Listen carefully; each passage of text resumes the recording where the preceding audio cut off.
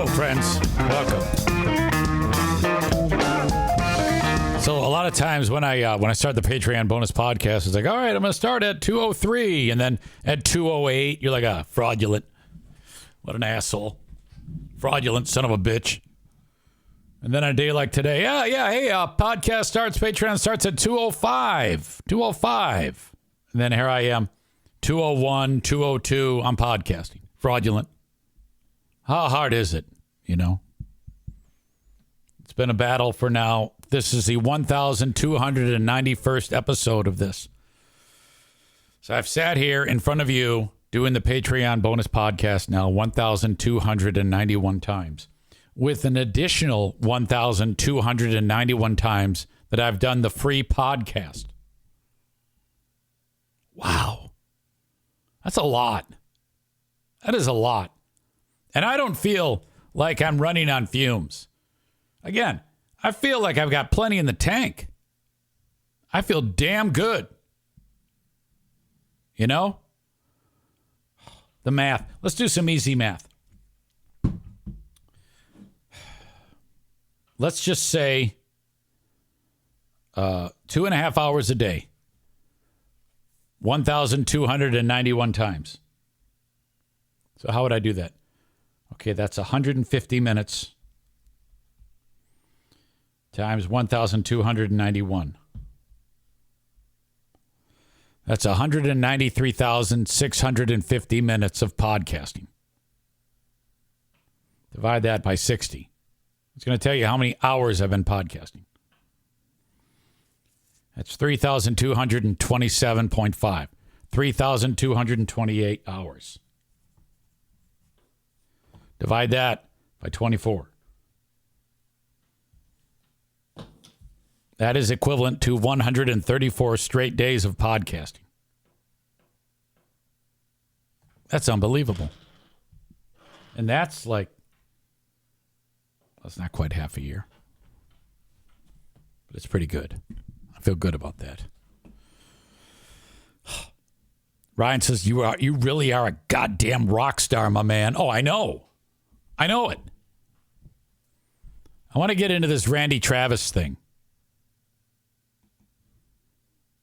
I saw this on CBS Good Morning or whatever. It's a longer piece, Sunday morning CBS, on country legend Randy Travis. This is actually pretty neat, but I'll probably ruin it in some way. We've all heard about the promise and perils of artificial intelligence, but lest you have any doubts about its potential, consider this report from our Lee Cowan. You may think that I'm talking foolish. God. Even if... Okay, look at those looks. You're not into... And that voice. You know how much tail you can slay if you're Randy Travis back in the day? You can't help but bathe in the baritone that is Randy Travis. Oh, darling, I'm gonna love you forever. Forever and ever, amen. His voice goes down like whiskey. Always has. But on the other hand... Ever since his first album in 1986 with record producer Kyle Lennon. I thought if we sold 40,000 copies, they might let us make a second record. And what did that first? About 4 million. Wow. I'm a genius. There are 3 wooden crosses on the right side of the highway. Wow. Randy Travis and that voice helped build Warner Music Nashville into what it is today. Chris Lacey is the label's co-chair and co-president. What was it about his voice that was so unique? How do you describe a thing that just hits you in the center of your chest, you know, and unconsciously makes you feel... Can you imagine how wet his voice makes chicks and dudes? I mean, with that voice, the amount of froth that would be created would be unbelievable. It would be a shame to lose it, but he's lost it. So no more froth. Full and familiar and known. Wouldn't it be something if in this interview she said, I cannot tell you how wet his voice makes me? How do you describe something like that, you know? Last night I dug your picture out. Oh, it's making me wet. My old dresser drawer. His His was a God-given talent, and then fate took it all away. Look at him. He's fucked. Another serious medical blow to country music star Randy Travis. He suffered a stroke last night at a hospital in Texas. It felt like it could be the end of an era. I thought we were going to lose him. Okay. Well, here he is. Given just a 2% chance of survival. Besides, The right side of his body's paralyzed. the paralysis, the area of his brain that controls speech and language, was hit the hardest. Music is what he's made of. Music is his heart, it's his soul. His wife, Mary, does most of the talking these days. He knows what he wants to say, but Just he doesn't come out. You've made peace with it? Yeah. Oh, I wouldn't be. I'd be like, fuck And that how do you shit. do that? Oh, no. 3 years after the stroke, with Mary at his side, Randy Travis was inducted into the Country Music Hall of Fame and gave Amazing Grace new meaning. Amazing grace, how sweet the sound. There wasn't a dry eye in the house. All right. Sounded good. You know, I mean, all things considered. I mean, I love him for trying. In his absence, though, he's Look at that. Look at those looks. He had it all. heard a lot of AI-generated fakes of his voice. A simple Google search brings up sites like these, promising to convert anyone's vocal into a Randy Travis sound-alike. Now, I didn't know you could do that. Like, I didn't know that any voice. Like, I thought that you would have to train it with your own voice to make, like, AIEZ. We all know that AIEZ is the thing. Ryan did that. He took audio from one of these 1,291 podcasts, and he created AIEZ. And what we learned is that AIEZ doesn't say nearly as horrible of things publicly as I do. So, you know, it kind of like I've out AI'd my own brain. Does that make sense? It probably doesn't. But anyway, I didn't realize that it's where anyone can be Randy Travis. It doesn't sound good, and it doesn't sound real, because it's not. She's talking about all the other ones. And that got his record label thinking. We started Essentially, they saw dollar signs. with this concept of what would AI for good look like for us. And the first thing that came to mind One that makes us money. was we would give Randy Travis his voice back. There were, however, more than a few skeptics. It sounded like, you know, like a parlor trick or something. But Kyle Lenning, with Randy's blessing, decided to try. He and Warner Music started by pulling 42 Randy Travis tracks from the vault. Operator, please connect me. Like this one, the original recording of his hit 1982. And then they stripped away the music, leaving only the vocal. For what I didn't do. Wow. I sure do Now, that's actually Randy's voice. That's not AI doing it. That's his voice. need to tell her That was half the recipe. The other half needed to be provided by a donated or surrogate voice. So I have to get a level on you. So I guess this guy has similar tone or is in the same, I don't know anything about music, key, or kind of hangs out. His voice resonates similarly to Travis. In this case, that voice came from country music singer James Dupre. Being a part of new Randy Travis music, I mean, that's like, what? She had eyes like diamonds That's Dupre. when they caught the light. That's what was put into the model. The model. It's the secret sauce. Here's the vocal. Load it in. An AI program that takes Randy Travis's voice and overlays it on top of James Dupre's singing. It's hardly an exact science. It's not about how it sounds, it's about how it feels. And that's not something No, it definitely is about how it sounds. Come on now. a computer can figure out. Not yet. Kyle knows Randy's voice almost better than Randy does. They worked together for 40 years. This time, though, the task was to take a computer-generated voice and give it Randy's country heart. Him being here and him being able to be, a vital part of the decision-making process makes all the difference to me. In the end, they finally landed on something they felt worthy of a voice no one but those who knew him best could replicate. It's Randy Travis. Randy's on the other side of the microphone. Well, let's hear it. Let's hear Still it. his vocal. There's no reason he shouldn't be able to make music. And to deprive him of that, if he still wants to do that, that's unconscionable to me. Okay, so I think I guess I'm not entirely clear. Other dude is singing. They're turning it into Randy Travis of a song that he's writing, like new music? Or did I miss that? 2 months ago, Warner Music gathered a small circle of fellow musicians in a recording studio. Randy sat with a Cheshire Cat's grin. And then they hit play. She had eyes like diamonds. Holy crap. The reaction to his first song in more than a decade was a mix that is a new song. of joy and wonder.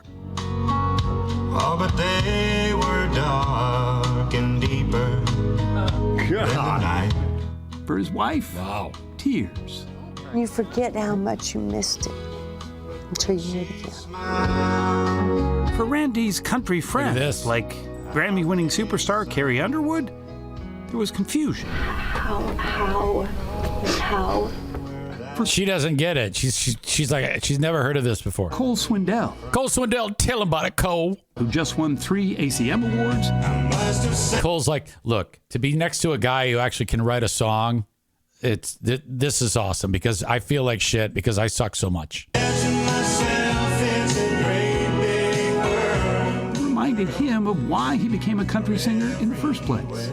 All that guy sings about is chicks shaking their asses.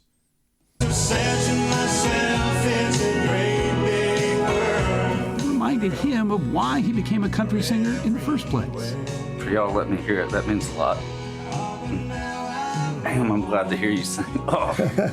And veteran country star Clay Walker. And there ain't no more where that he was simply I like this. I like his reaction.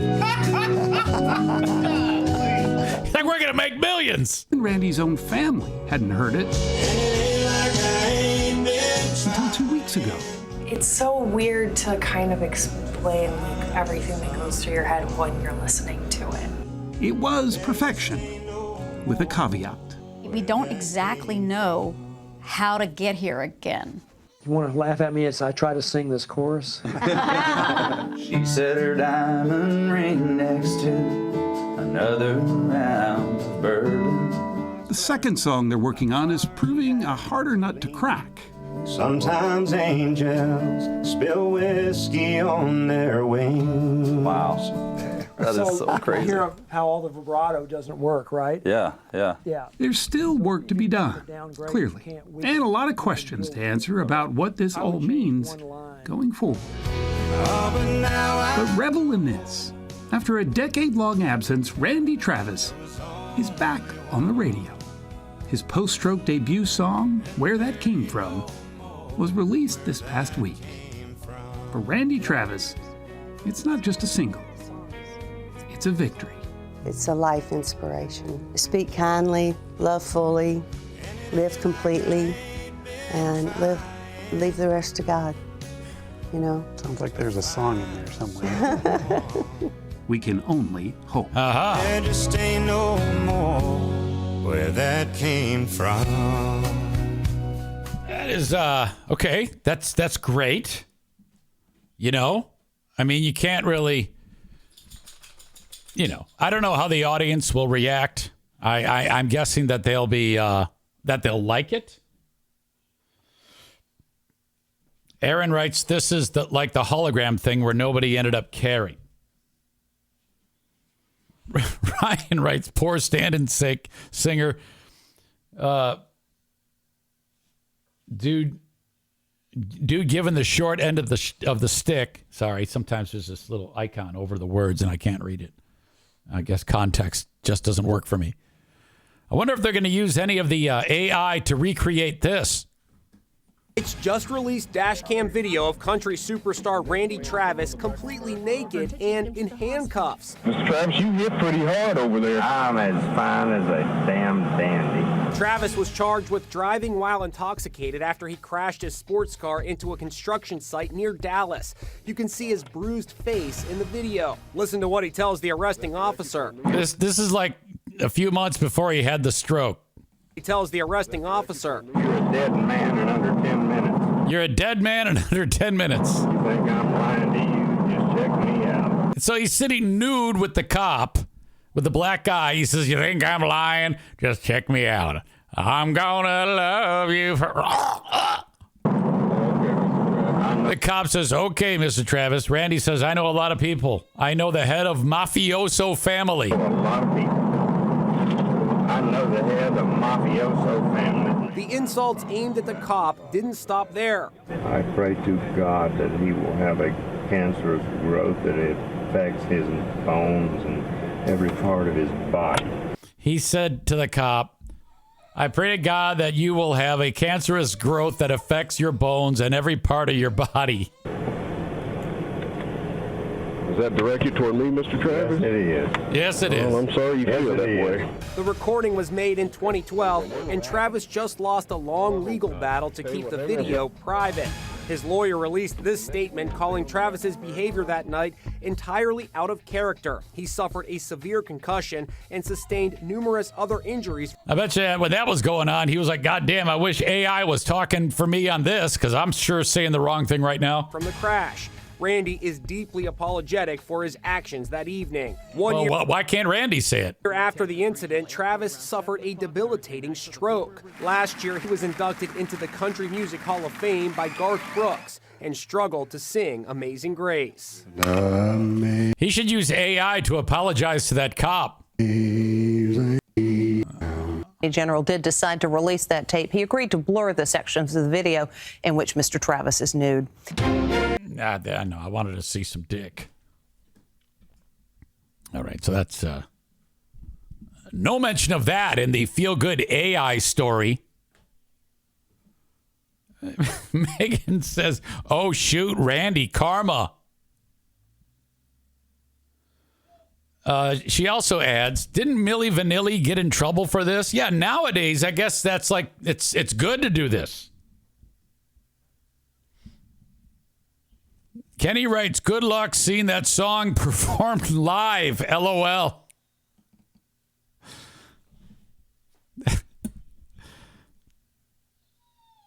Looks like karma caught up, told Mr. Travis after threatening cancer on the cop. All right, Darla is losing her mind. And I cannot finish the show if she's losing her mind. So I'm hoping she just chills. But if she continues to act up, because she's going, I'm going to have to take her outside. But I've taken her outside like 100 times today. You know? I take her outside and she sniffs around and she gets distracted and she tries to chase a squirrel. She does this, that, and the other thing. I'm like, come on, let's go. Take her out 25 times a day. And I think she's tired. I think that's what it is. When she gets tired, I think she's starting to peter out. Kenny says just pick her up and give her lovin's. I tried to do that. I have proof. Okay, hang on. Damn it. No, we're not going. No.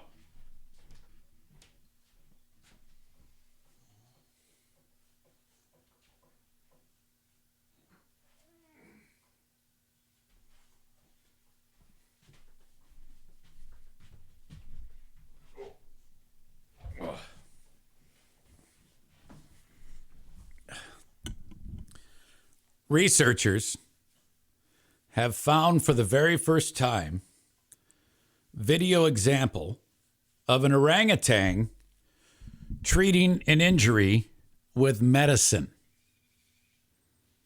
Yes. I don't want to get the image here because I'd have to take my hands off her, which means she'd fall to the ground. I was reading this article somewhere, and I'll link it up in the show notes to this show, where they were studying, these biologists were studying orangutans, and from 2022, they noticed that one of the orangutans, do you say orangutan or orangutan? I say orangutan. The orangutan had like a big cut on his face or something like that.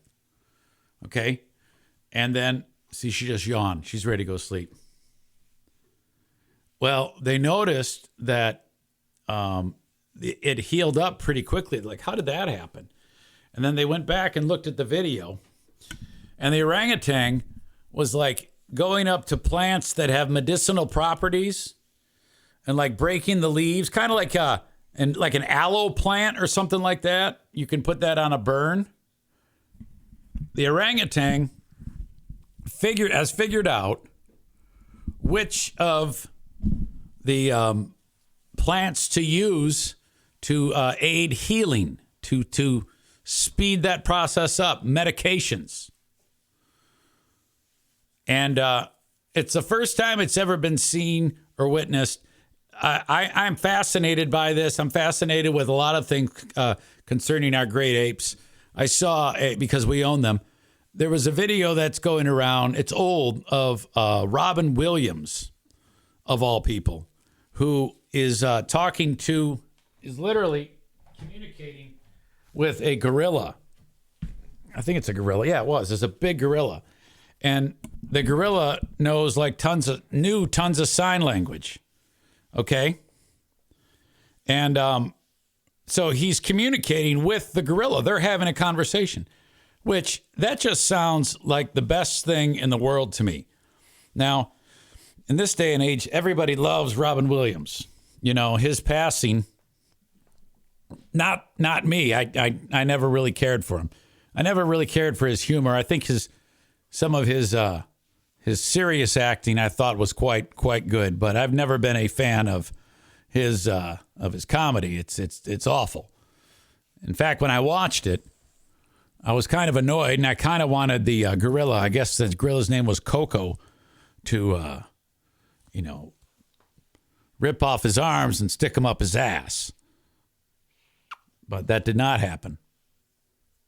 But it just shows you the unbelievable intelligence of great apes. And I found that to be incredible that this ape has actually more understanding of modern medicine than the two apes that listen to this show, or any of the other apes that believe that a chiropractor is the way to go.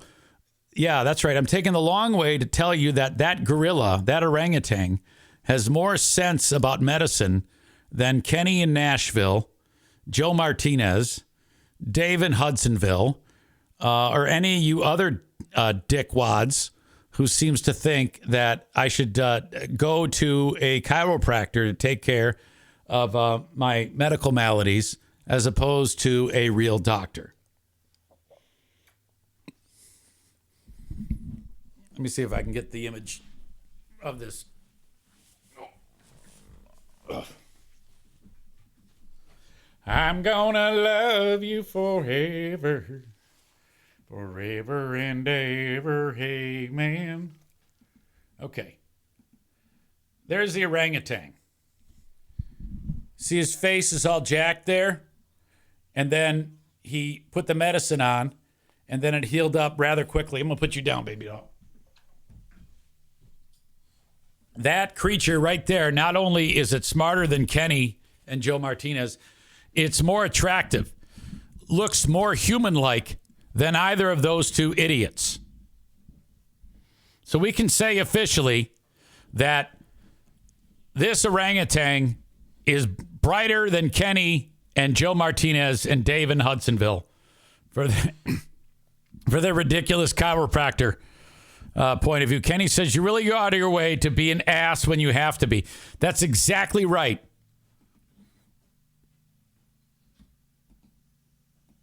Let's see. Is there anything else about this? The orangutan's name is Rakus. Rakus the orangutan. Likely in his mid-30s. First seen somewhere in Indonesia. He seemed to be purposefully applying plant sap and crushed leaves into the wound, almost like a poultice, according to the research. This is a fascinating example of intentional wound treatment in a wild orangutan, said Cheryl Knott, a biological anthropologist at Boston University who is not involved in the new study. She adds, this proves that apes are much more intelligent than boorish humans who believe that the medical industry is trying to trick them. I would also like to say, she went on to say, that this proves that people who swear on chiropractors as opposed to going to a doctor are absolutely full of shit. End quote. That is what she said. Wow. All right. Speaking of an idiot, this guy was accused of threatening his roommates with a rifle. How would you like to move into a place to be a tenant and have your roommate be this guy? Come on.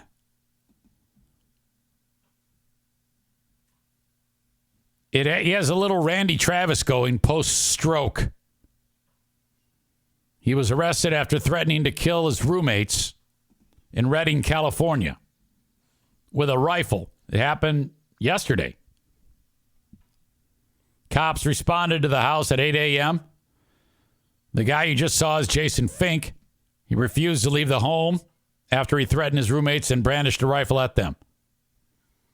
Cops negotiated with Fink from outside the home, and he eventually surrendered. One of his roommates was not moving, so officers entered the home and found her inside. They did find the rifle that Fink used to threaten the roommates. It was a loaded semi-automatic rifle.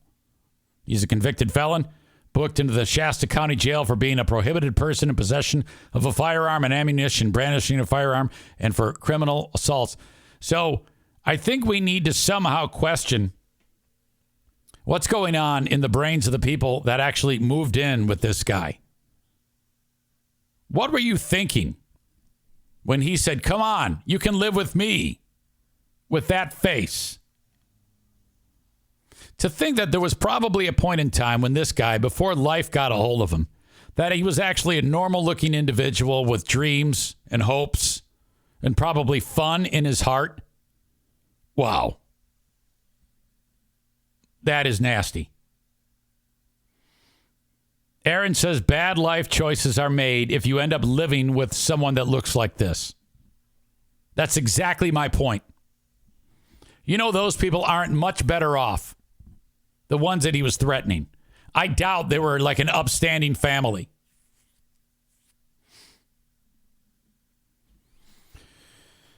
Kenny writes, and yes, you've always been this way, but geez, man, I was trying to be helpful. Oh, relax. It's just a joke, you big baby. Go suck your thumb. Patrick writes, looks like the orangutan gets his hair cut at King's room. Great hair. Brian writes, solid point, EZ. Chiropractors are the equivalent of sham artists standing in fields dancing with metal rods as a farmer dreams of rain. My point exactly. About the roommates of this guy. Alan writes, unless they're blind, there is no excuse. Without a doubt. You know, the look on this guy's face kind of matches up with some of the people that call me on the Insane Asylum radio show. That's kind of what I'm dealing with. Or at least it kind of feels that way.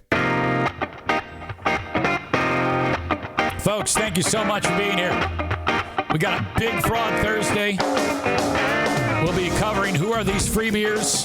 Haven't yet figured out what type of clips. I'll let you know. Give you a sneak preview of it as soon as I find out. And then we have the Ben and Eric Patreon podcast all coming up on Thursday.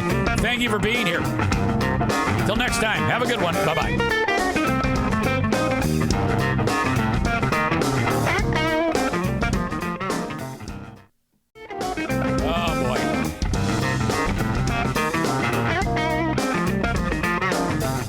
You may have seen, and I offered that quick glimpse of me back to exercising my right arm to try to get past the discomfort.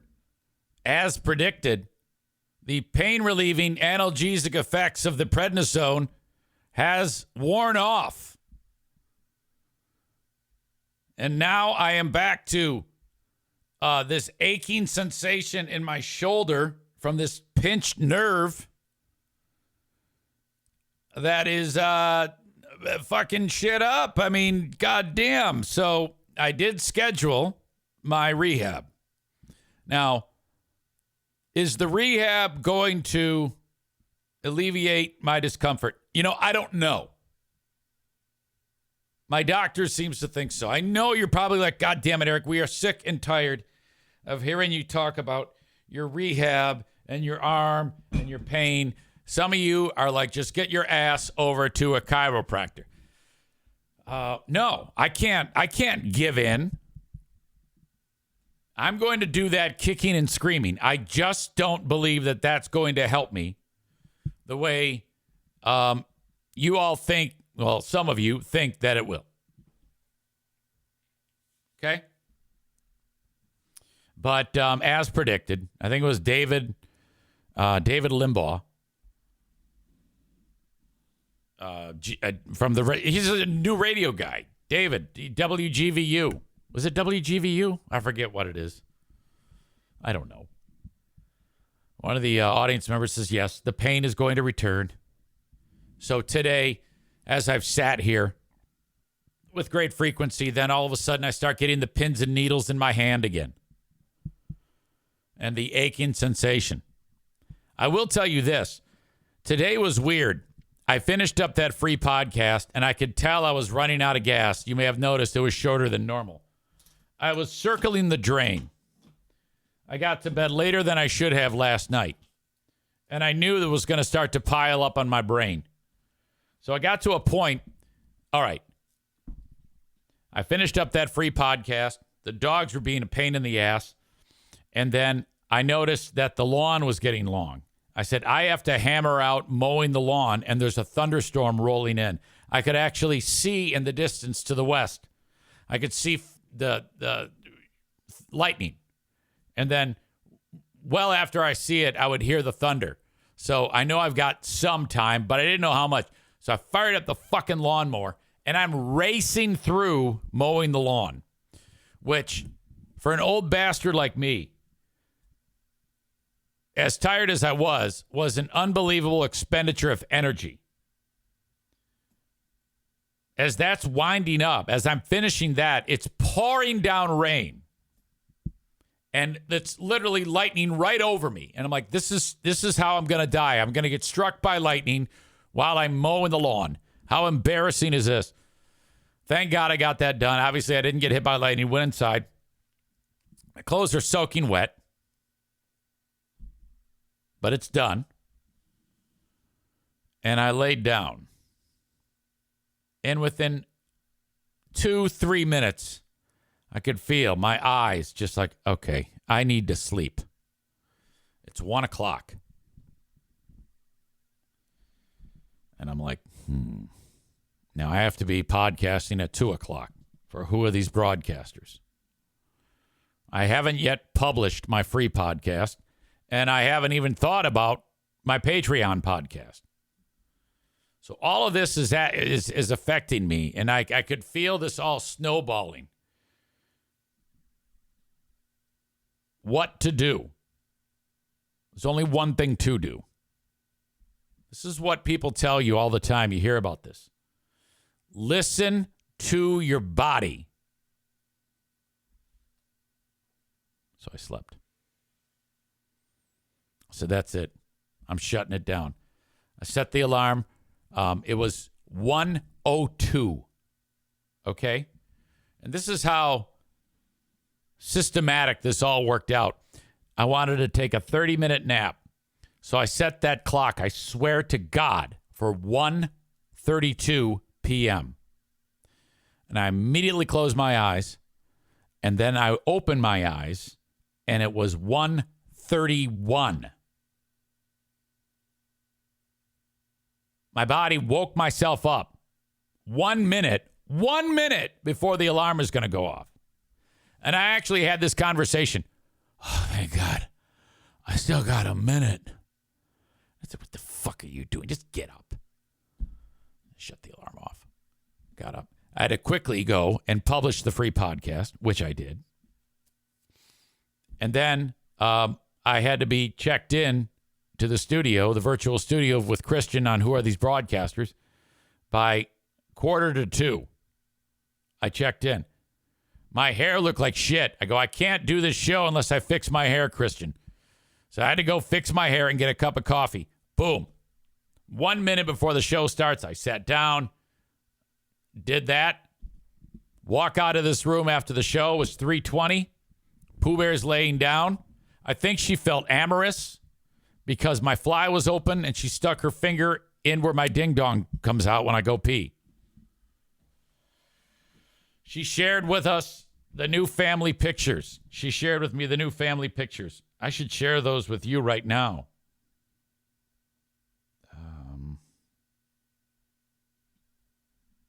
Let's see. I think they came out great. Yeah, I can share these.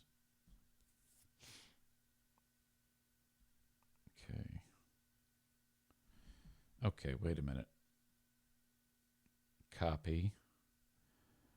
These are the ones that I told you about that the cops showed up just the other day. Which, by the way, you'll notice in these pics when I share them with you that my son is not there, or my daughter-in-law, or my grandkids. Yeah, long story. Hey, we're taking a picture. And they said that they're going to have to get their own pictures because my grandson, with his autism, he gets, that's a mystery. It affects kids different ways. For some reason, they said he is not interested in doing this and getting his picture taken. He's 9. So we're out. I said, no problem at all. Let's view the gallery. Look at this bunch. See what I mean about those gravel piles? That actually works. These are great pictures. Oh my God. I saw them very little just a few moments ago, so I'm just going to thumb through them. Look at that. Look at that bunch. I don't even look like a fat pig. Pooh Bear's beautiful. Look at my daughters. Look at my son-in-law. He's such a looker. He's such a handsome devil. There's Pooh Bear. Look at, I wish my chin wasn't double there. I wonder if they can Photoshop my fucking fat, ugly chin. I need some type of liposuction. Look this way and smile. The lady who did these pictures, if you want to know who she is, let me know, and I will direct you to her if you want, like, family pictures done. Look at my daughters. Look at my wife. I'm so lucky. We are so blessed. Look how fucking tall Justin is.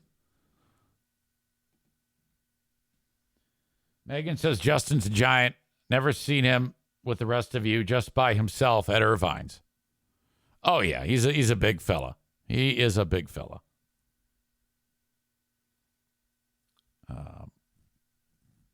So there you go. So here we go. Got a couple stories I want to get to.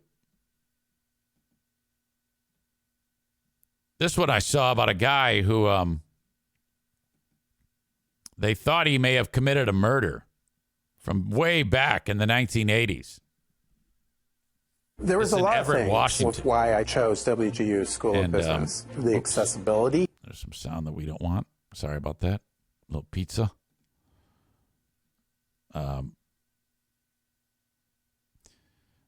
They were able to get some DNA on the victim, and in order to get DNA on the guy who was the suspect, they had to trick the guy.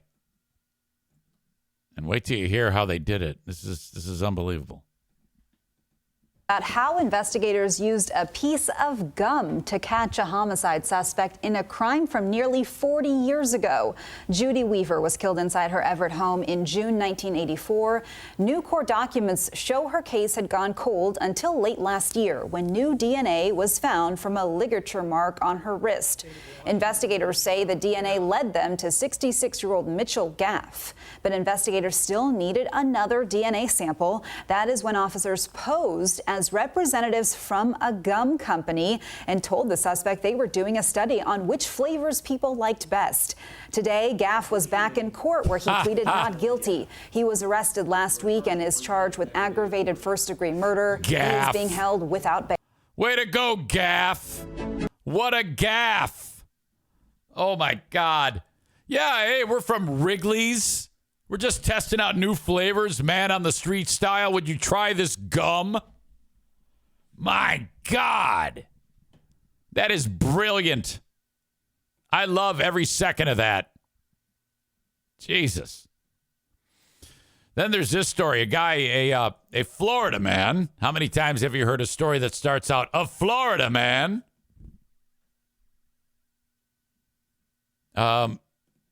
This guy they suspect killed his wife. The FBI has laid out a detailed case showing why they think that the Florida man is behind his estranged wife's disappearance from her apartment in Spain. The court documents were released yesterday that show that David Nezevich resembles the man wearing a motorcycle helmet who spray painted the security lens outside Anna Nezevich's Madrid apartment not that long ago. The man left an hour later carrying a suitcase. Spanish cops said they have security video of the 36-year-old Fort Lauderdale business owner purchasing the same kind of paint and duct tape hours earlier at a Madrid store. Investigators also interviewed a woman who says Nezevich asked her to translate a text message that was sent to his wife's friends after her disappearance. Nezevich's attorney, Ken Padowitz, did not return a phone call or an email seeking comment. He said his client is innocent and was 1,600 miles away in Serbia. But authorities say Nezevich rented a Pugo in the Serbian capital 4 days earlier. A few days later, a Spanish driver reported his license plates were stolen. On the night Anna Nezevich disappeared, a license plate reader on her Madrid street recorded the stolen plate number. Additionally, hours after she disappeared, a Pugo bearing the stolen license plates went through a suburban Madrid toll booth. The driver could not be seen behind the tinted windows. The rental agency told investigators that when Nezevich returned the car 5 weeks later, the license plates had been replaced and the windows had been tinted. And it had been driven almost 5,000 miles. I would say that's enough circumstantial evidence to warrant an arrest. The FBI arrested Nezevich, a naturalized American, at Miami International Airport on Saturday, charged with kidnapping and being held pending a bail hearing. They've been married for 13 years. The couple, they own EOX Technology Solutions. Blah, blah, blah. Nasty divorce was involved. Gets ugly. Jesus, how does that even happen? And they don't know where she is. My God. Meanwhile, another story from the vault. It's described on FARC as Florida cop fat fingers the computer when he runs a car's license plate. This results in A, running it again, B, a good laugh down at the station, or C, father and special needs daughter removed at gunpoint from stolen car. Who were held at gunpoint, handcuffed by Pinellas deputies, all because of a typo. according to the family's attorney. Now, we first reported this story last month, and now we're getting a better look at an inside look at how this all unfolded. Fox 15's Aaron Mesmer is live in Tampa now speaking with the attorney today. This is some scary stuff here. Aaron, exactly what did he say? What happened? Well, first of all, Mark, he says there are still a lot of questions about why this happened, how this all unfolded, but he says someone needs to be held accountable. Hands up! Driver, step out of the vehicle! Guns drawn. Keep coming, stop! Down on your knees. And shouting commands. Pinellas deputies believe they caught a possible car thief. Body cameras and dashboard cameras recorded as several more deputies arrived, weapons in hand. All the while, a stunned father now in handcuffs. Can I ask what's going on? Pleaded for an explanation and begged them to listen. Several deputies were now pointing their guns at his 16-year-old daughter who suffers from epilepsy. She's a special needs child. Okay, that's fine. Seconds later, video from another deputy's body camera shows the teenager getting detained. This is the first look we're getting at this New Year's Day traffic stop that this father, Jason Frederico, says terrified his family. It's traumatizing for her, and it's a sad situation. A situation his attorney argues never should have happened. The deputy who made the traffic stop had a typo when he searched Jason's license plate, and it came back as a stolen vehicle from New Mexico.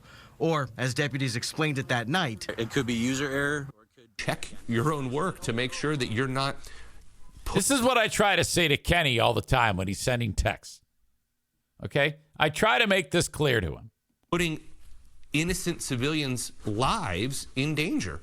Because if they do one wrong move, they're shot. Recordings show authorities frustrated with the mistake. This is what I'm talking about people on the shift not knowing what they're doing. The deputy... Okay, that's the cops yelling at each other. ...who made the error sounded shocked. Oh, my God. And somewhat defensive when confronted by another deputy. Yeah, people make mistakes. Mistakes happen, but lives are at stake when mistakes happen. Meanwhile, the family is considering a lawsuit. Whether your standard operating procedures need to be changed, whether the officers that aren't trained need to be removed from the force, there needs to be some accountability. You see, I think that's... I don't buy any of that shit. I mean, sure, it was uncomfortable at the time. It was probably frightening, but no one's really hurt. There's in my opinion, this is much to do about nothing. It was an accident. People fuck up. That one guy's right. It is a fuck up. Okay? Told the traffic stop lasted less than 10 minutes, but it left his father in disbelief and relieved it didn't end worse. I know being a cop is hard today, but when you have, a 16-year-old girl... No, bullshit. It was an accident, fucker. Myself, just going about your everyday business, and it turns to this, I mean, it's unfathomable. No, the it's County not. Sheriff's Office, a spokesperson says they cannot comment at this time due to pending litigation. Mark. All right, we'll see how it plays out. Aaron. Okay, come on now. Aaron Mesmer live for us tonight. Aaron, thanks. Again, they're lucky they weren't black. Stevie says, hell yes, I'd sue. For what? What damage was done? Chris says, screw that. Do your job right. Wait a minute. You guys are idiots. Are you telling me that it's expected to be 100% correct all the time? I think that's silly to even think that's, I mean, of course, there's an accident. Come on. Jesus. Chris asked the question, did the plate come back as the same type of vehicle? I don't know. I think it, I don't think it's that big of a deal. As long as no one was hurt, and no one was hurt, then I think that'll be it. I got a little bit of time to kill. I want to see, we had Joe Spalding on the free podcast. I'm going to give him another call here because I'm going to see if he's got an update as to what's going on with any early returns in our beautiful Ottawa County.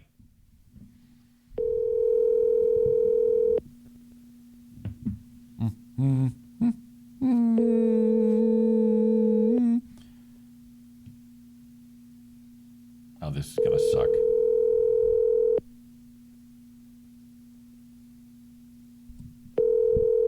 busy. He's busy. All right. I got a plan. I'll bring Pooh Bear in.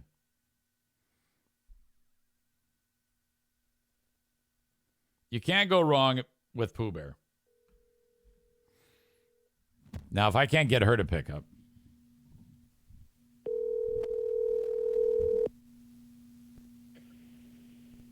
Hello. Hey, it's your husband. Hello. Yeah, where are you? Resting. All right, yeah, I just had a few minutes to kill, so I figured I'd call you.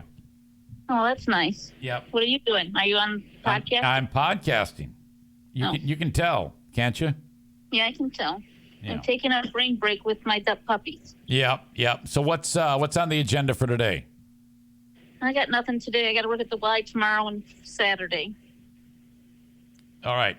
Okay. Well, there's a pretty good chance I'm going to be heading up north this weekend. You should come with me.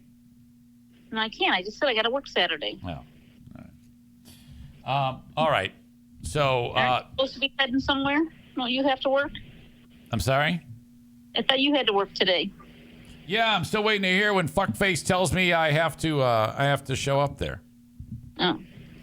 Which, by the way, I was talking about this on the free podcast. You know how I told you he blames me for things? Huh? You know how I told you that Doug always blames me for shit? Oh. Yesterday, he was making a burger, and you know how like on the grill there's slats, there's openings where they, you know how like on a typical grill. Uh-huh.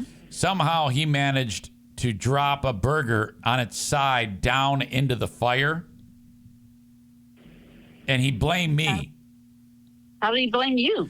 I had scraped the grill earlier to get it ready for him to cook, and he suggested that I moved the grate in a weird way so that, and I'm like, you fucking idiot! I didn't have anything to do with it. It's not my fault. You're clumsy as fuck, and you dropped a burger in there.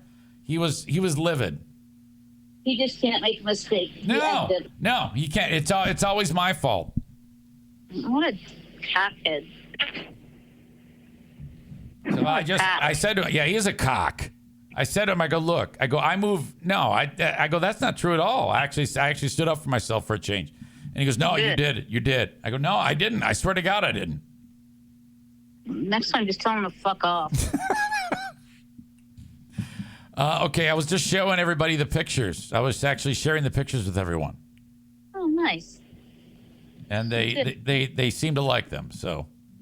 You good. All right. Okay, I appreciate you and I love you.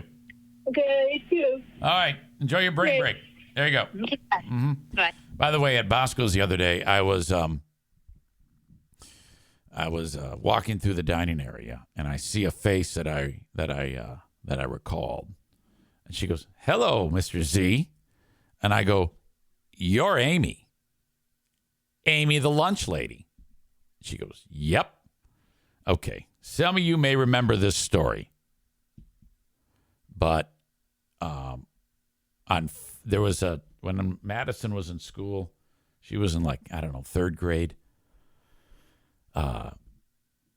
Dads come to the school, and like I was a watchdog dad, and that's just the term that they use. It's Mr. Z's turn to be watchdog dad, and you show up there and you read the kids a story, and then you go out and you play with the kids on the ball field during recess or whatever the fuck. And I didn't know this, but for whatever reason, when the kids are outside, they actually lock the doors so the kids can't get back into the school. And then I don't know why. But anyway, I was freezing. I wanted to go back inside, and I go and I pull the door and it's locked. And I go, oh, shit. And some little fucking kid heard me say shit. And he went running over to Miss Amy, and he says, she's a lunch lady. Miss Amy, Mr. Z swore. And fucking A, man. She comes walking up to me, and she says, excuse me. I go, hey, how you doing? She says, we don't swear here. This is a learning environment. We don't use bad language. One of the children heard you say a bad word and told on you. And I was like, that little fuck. Jesus Christ. Knocked me out, and I was like, I am just so sorry. I it just happened. I'm sorry. Oh, I felt this fucking big. It was terrible. I wanted to kick that kid's ass. So this is her. She's right in front of me. I go, Amy, you're Amy. And I go, and I haven't seen her since that day. I go, recess. She goes, uh-huh. I go, oh my God, what a day that was. And she goes, yeah, that was legendary. And I go, oh my God. And I said, I felt so bad. And she goes, well, you should have. So she's like doing it again to me. I go, what do you do now? She goes, I still work there. I go, oh my God, you're still the same battle axe. Jesus Christ. So there she is at Bosco's, and I wanted to spit in her food. I didn't. Don't worry. All right, I'm out of time. I don't have anything more to talk about, so I'm just going to cut this short. I love you guys. Thank you. Big Fraud Thursday happens. Thanks to Patrick for the amazing Photoshop again. I'll talk to you down the road. Take care, folks. Thank you. Bye-bye.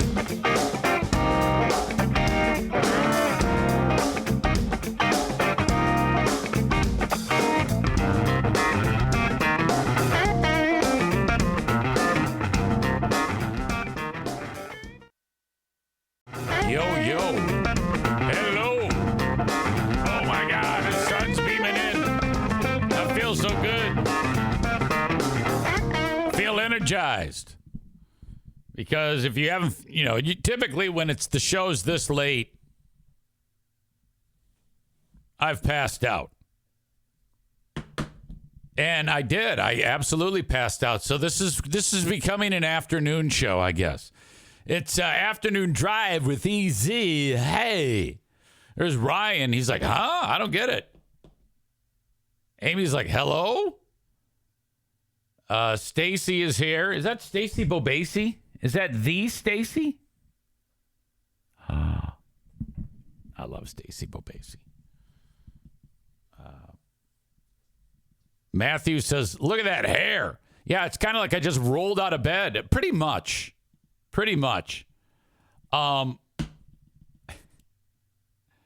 Kenny says, I'm about to pick up Kelsey, not listening live when she gets in the car. You're a wise man. You are a wise man, my friend. Yeah, so I don't know. I don't know if it has something to do with maybe taking those steroids, because I did learn that prednisone, it has an effect on the system where it amps you up, raises your blood pressure. I don't know what exactly, but so Monday and Tuesday of this week, I was like really charged. And then I stopped taking it, not Monday and Tuesday, I guess just Monday, because yesterday I did not take it either. And I felt a little bit out of sorts yesterday. And then today I was just like, oh.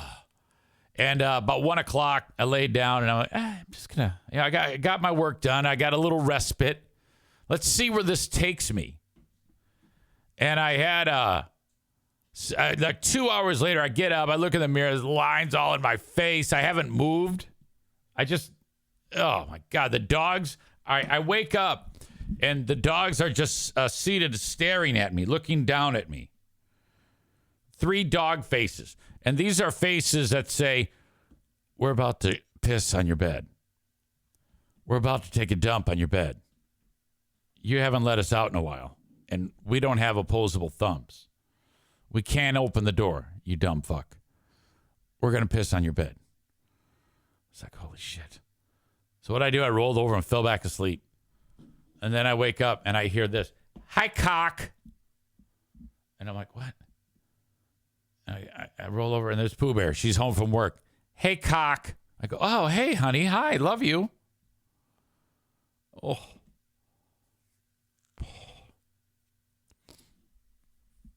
Dogs are fine. I couldn't keep Darla up here. We sat down and she immediately started to scream at me. And I'm like, look, I got to do a show and I got to do it uninterrupted, because just as I was getting ready to start this show, I get a phone call from Junior and Dougie. Because there's Doug, Big Doug, the retard, and then Dougie. And Dougie says, hey, did my dad call you? I go, no. And he goes, Well, yeah, he's supposed to call you. We want to know if you could come in for a couple hours. I go, well, yeah, of course I can come in. I live for going there. You kidding me? I love Bosco's Pub. Even when that fuckface tries to blame shit on me that I didn't do. Like move grates so burgers fall through the grill. Dumbass. So it's like all of a sudden, I'm back in the land of the living. And it's fantastic. And that means, like, we have afternoon show today. I like afternoon show. I also like getting it done as quickly as possible, but sometimes I'm like, you know what? I got to pass out. I have to do that. And then I wake up and I feel good.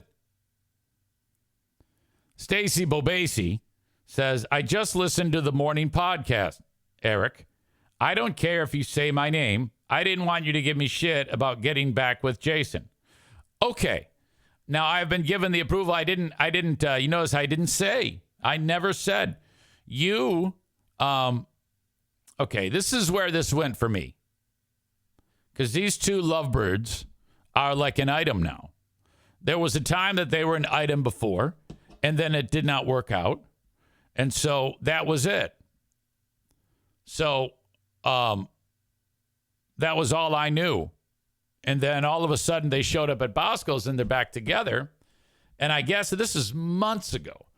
Stacy said to me, yeah, don't say anything. And I thought she meant like, don't tell anybody about it. So I just kept it, close to the vest. I wasn't going to say anything because that's what you told me to do.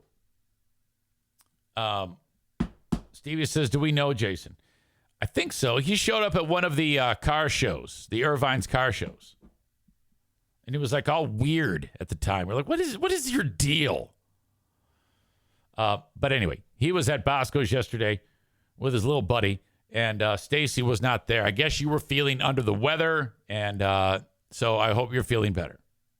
So, yes, we do know Jason. He's just a little quiet on here. I don't know if he actually is with us on the chat when we do the free podcast, but he's definitely a supporter. And he goes to Bosco's on Tuesday nights.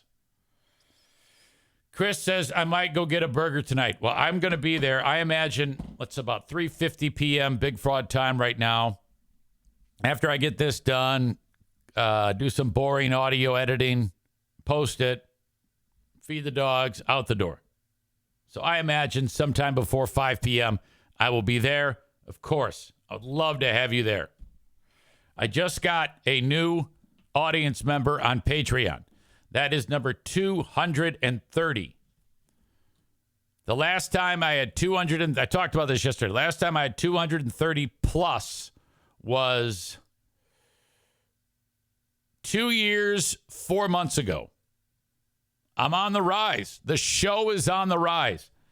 Since I started I talked about this before, the free trials, I have gained 70 or 80 Patreon members. Now, I know that doesn't sound like a lot, but believe me, it is. It is a lot. Okay? And that is just fucking great. And I owe it all to the free trials. That has been a godsend. But I just picked up this guy named Jeremy K. Before I get to that, Kenny writes, it would be wise to never let EZ know about your private life. So, good call, Stacy, LOL. Well, that's not true at all. She did a good call by just talking to me here about her private life. Aram says, is the rise due to who are these free beers? I think it's a combination of the free trials and the curiosity of who are these free beers. Because every time I post on the free platform, hey, here's a free clip, I get more people who sign up just to at least check it out. They don't all stay, but they at least are curious to hear it. So I think I've kind of found what goes in with the secret sauce, at least for now, and that is so that's great to get that type of a response. But anyway, this Jeremy dude writes to me today at 12:40, and he's going to hear this. He's a $5 Patreon member, so he gets the recorded audio later on in the day. Big fraud. This is my first time emailing you. It's funny. I know that name, Jeremy Koss. Maybe on like Facebook. Maybe I've been in a Facebook fight with someone and I've seen you comment. Maybe that's it. But your name looks familiar. This is my first time emailing you. But holy shit, you have to hear this noise from Kelly. It might be the worst thing I've ever heard. Okay. So I'm going to share that with you right now. And we will share this on Who Are These Free Beers coming up tomorrow.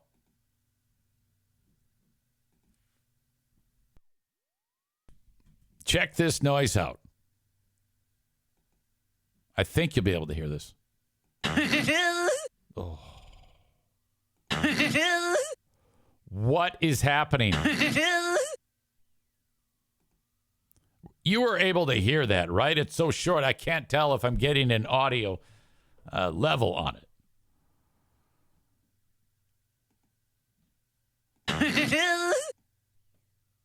Wow.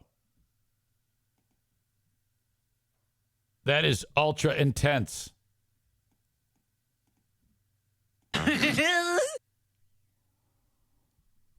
Kelly makes some of the most unfortunate noises I have ever heard in my life. Patrick says, holy shit, Jeremy K immediately brought the hits, without a doubt. If I'm in a room with a person that makes that noise, I'm immediately leaving that room with that person in it. Yikes. Great job, Jeremy. Maureen writes, I wish I had not heard that. I wrote back, oh my God, this is a great pull. This is right before I took my nap. This is a great pull. Surprised it wasn't nightmare fuel. Jeremy adds, as I was sleeping, I've been listening on and off to the free podcast for a while now, but I just signed up for the Patreon free trial last week. Who Are These Free Beers and Who Are These Zanes are brilliant. I enjoy those way more than the actual Free Beer and Hot Wings show now. Prime example, show rundown. Free Beer and Hot Wings show, May 7th. Of the 16 segments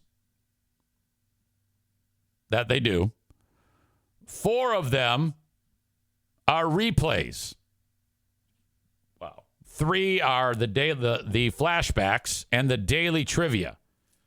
So that means they're down to 12 segments to be fun. 2, quote, around the rooms, which we know amounts to nothing every single time. So now you're down to 10 segments. 3 games, trivia, you can't win, and the worst game of all time, my show member can. Basically just blurting random shit out. So now we're down to 7 segments. Started with 16. So more than half of the segments. 2 segments of stealing from prep services. That's the Free Beer and Hot Wings report. We've talked about that. Now we're down to 5 segments. 2 segments of reading off a list, talking about F1 prices. I'm not sure what that means. Compelling and novel content, he writes. Everybody who knows about F1, is he referring to Formula One?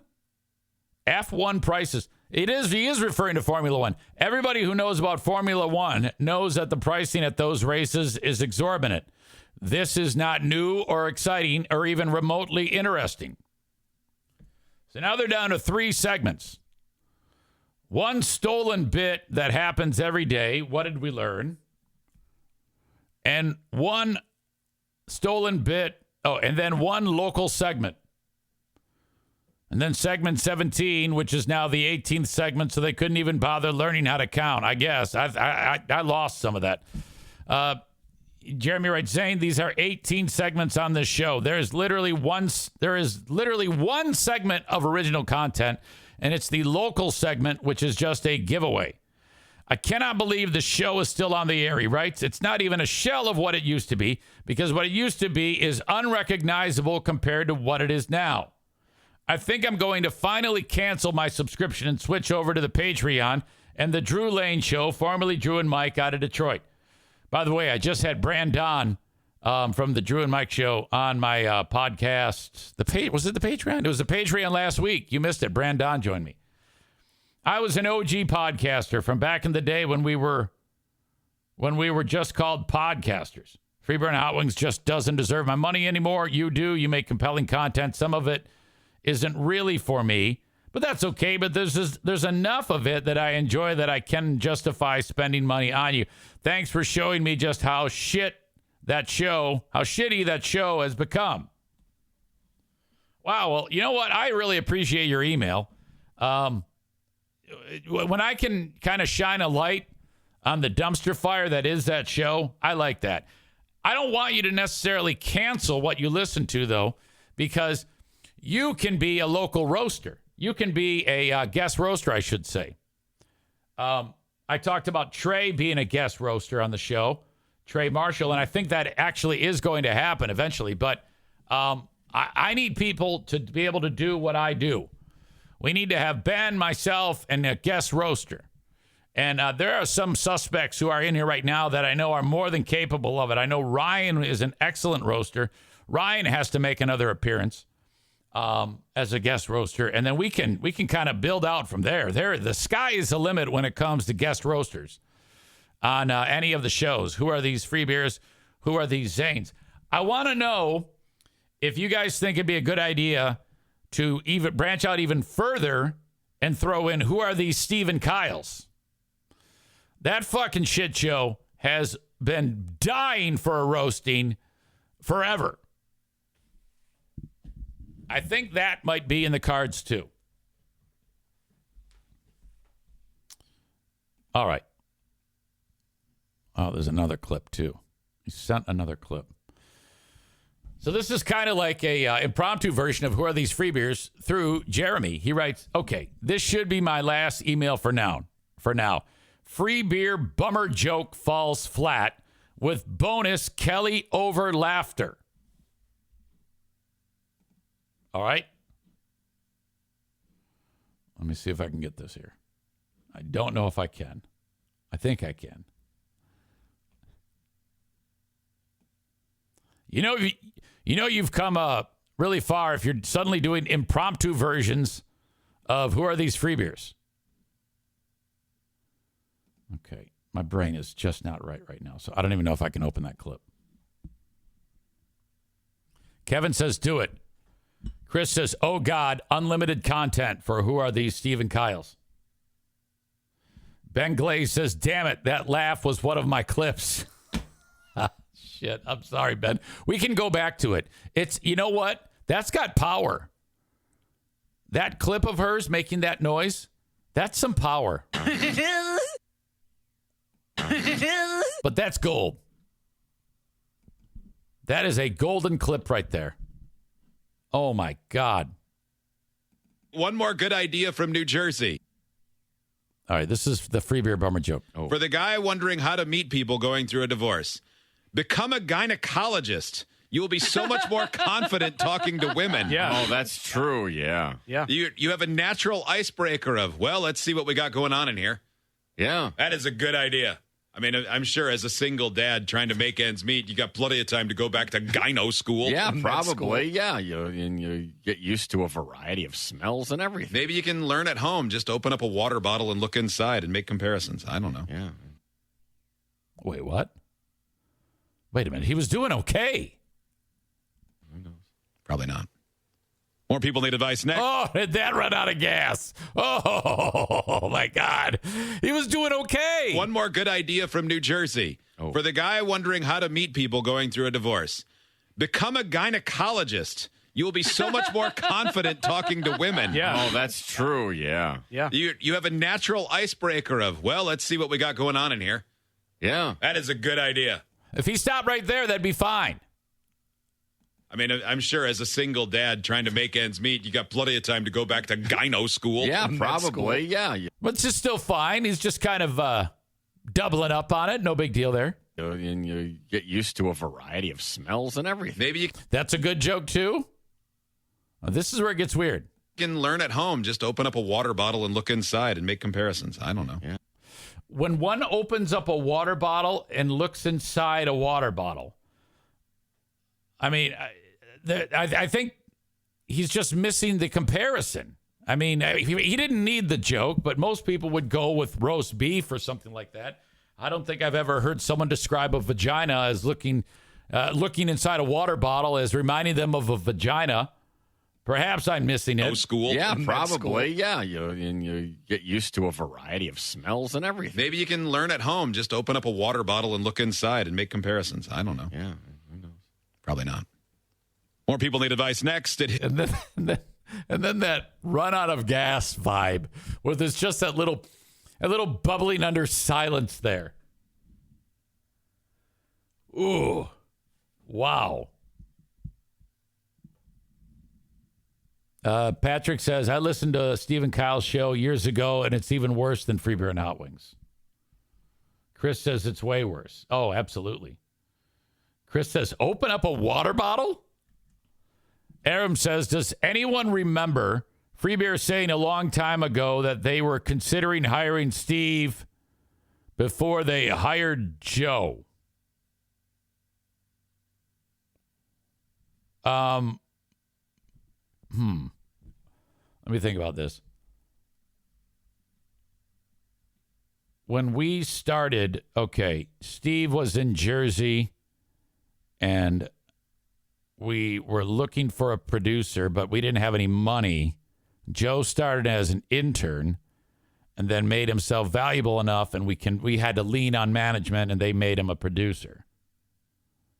I don't recall Steve being in that. No, that's not true at all. We had our sights set on Joe from the get-go. If I heard that right, then that would have been a very long period of time with Steve stunts. Nope, that does not add up at all in my brain. Once Joe got started, and then it was Freebeer's idea to do the stunts. I remember he came up with the concept of, I give him full credit for that. He would spin the wheel, we'd spin the wheel, and then it'd land on a Joe stunt, and we had points assigned, and he'd earn, it was a whole thing. And I remember we actually sat him down for a meeting. We go, hey, little guy, hey, we know you're a little boy, and Chicago gangs have hurt you, but would you be willing to be our stunt guy? We're just going to basically do a bunch of crazy shit, and then we'll attach dollar amounts to it from time to time, and people are going to love you. It's going to be so much fun. They're going to think you're fantastic. Okay, I'll do it. And the rest is history.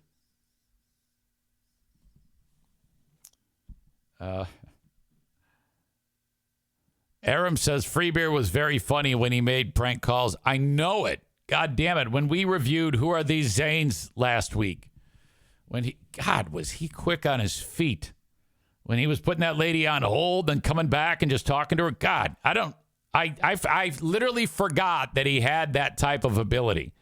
I don't know I think if he started to do it, he could probably get good at it again, but my God. Aram says some of the flower shop forums were Jerky Boys level. 100%. 100%, 100%, 100%. I don't know why we ever stopped doing those bits. I think we just got fat. Anecdotally. We kind of just didn't really want to work as hard anymore. And before long, all the things that made us a show, Sounds of the Game, Joe Stunts, Flower Shop Forum, Talk to the Tape, PA Pranks, the general level of the discussion, the ball busting, the making fun of the callers. Slowly but surely, those were like stripped away. And if you do that all at once, it's like it's a big deal, but it was just one at a time. We would cleave off another thing that fuck it, let's not do it. Post-show phone calls. We used to get done with the show, and then we would make phone calls. Like people in the news. Some guy who lights his hair on fire in fucking Wisconsin. We call him up. We track down phone numbers. 5 out of 10 would maybe work out. Sometimes 2 out of 10. but the ones that did, they turned into bits. And those that's how like Mrs. Nipel became a thing. That whole conversation. That's how the lady who the knife went in her eye, and then the crazy moment. Give my best to your husband. He died.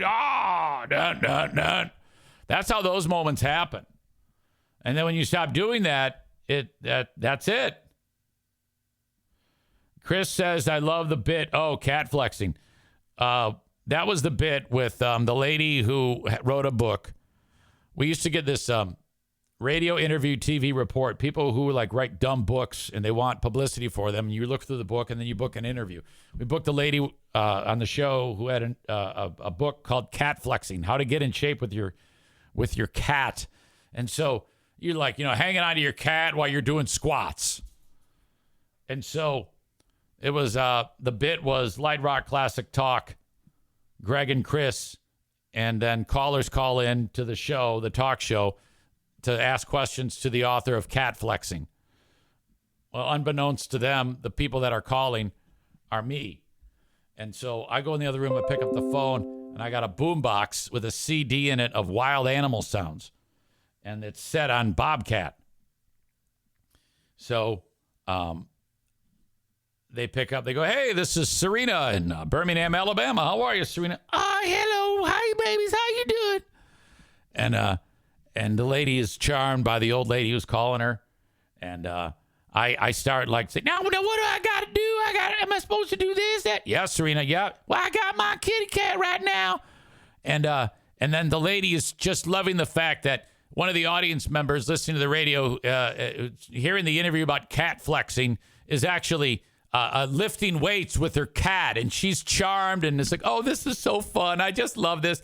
And then I hit play on the CD. And you hear this moan, this cat moan. And I'm like on a landline doing it, so it's a real good signal. And I'm like this far away from the fucking boombox. And then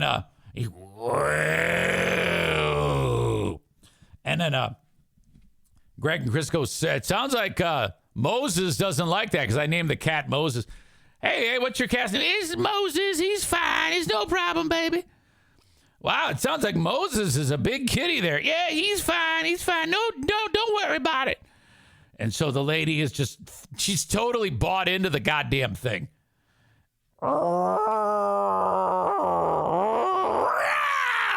And then the thing, the CD, the Bobcat loses its shit. And I go, oh, God, you motherfucker. And I start swearing like crazy. And we're recording it, so later on we're going to bleep it out. It's no big deal that I'm swearing. You motherfucking son of a bitch. And then I start bashing the phone on the table like I'm hitting the Bobcat. And the ladies go, don't hit your cat. Don't hit your cat. It was fucking great, man. And then Greg and Chris start talking to me, and they go, yeah, he's a 48-pound Bobcat.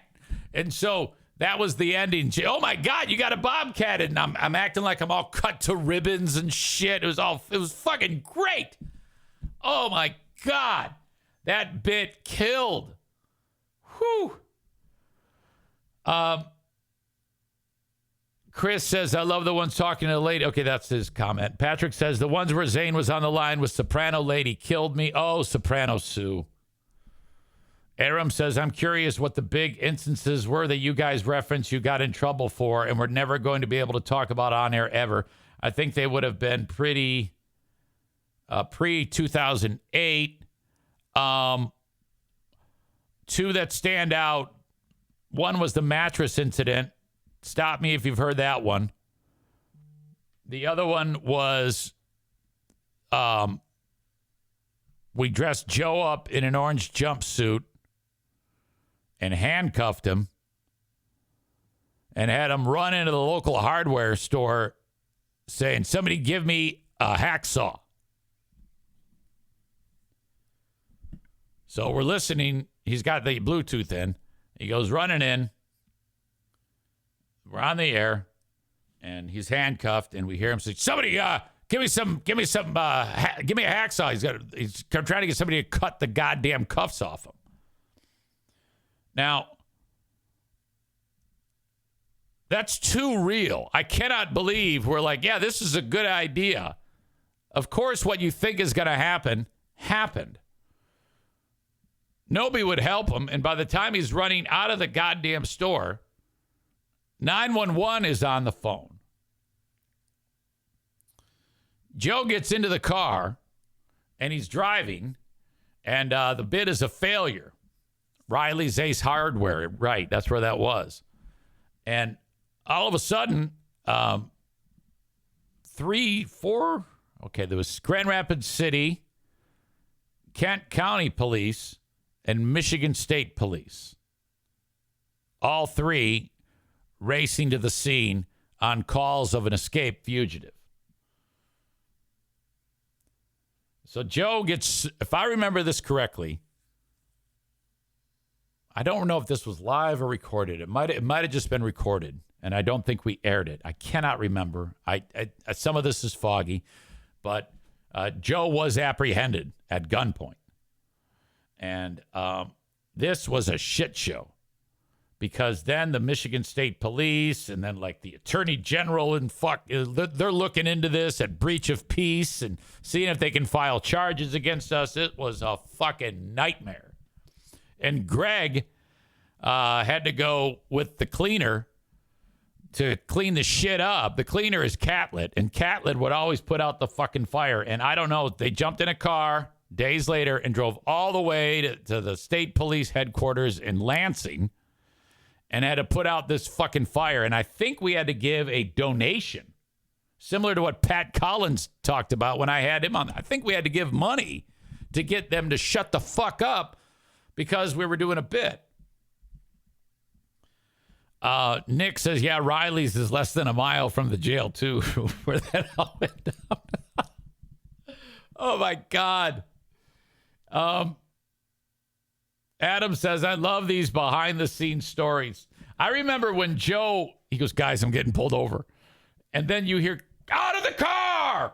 Out of the car! Hands up! Out of the car! And he's... he could have gotten shot. Aram says, I can't believe that wasn't on the news.